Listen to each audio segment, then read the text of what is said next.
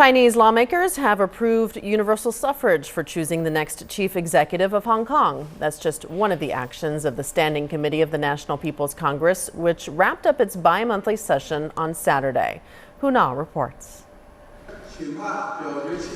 Passed by unanimous vote, the NPC Standing Committee adopted a decision to implement universal suffrage in the election of the chief executive of the Hong Kong Special Administrative Region. The decision was made by the careful deliberation on the report submitted by Hong Kong Special Administrative Region Chief Executive Leung Chun-in in July. It's a positive, responsible, and practical report.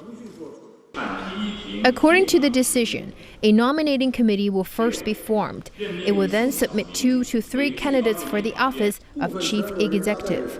Each candidate must be endorsed by the majority of the nominating committee's members.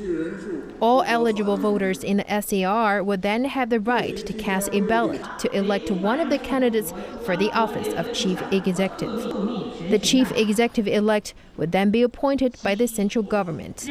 In a press conference after the NPC session, lawmakers said their latest decision conformed to both Chinese law and international norms. There is no international standard for universal suffrage, and only the basic law counts. The United Nations has stipulated in 1994 that it did not require all countries to adopt the same political system and election regulation. Every country can decide based on its own basic state policy.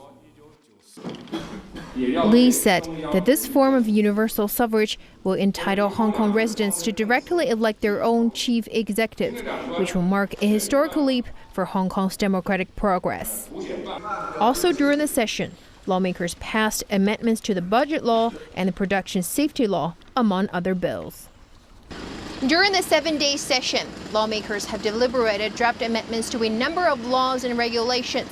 4 bills were tabled for their first reading. 3 bills were submitted for the additional readings.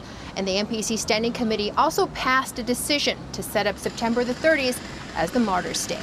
Ho Na, CCTV, Beijing.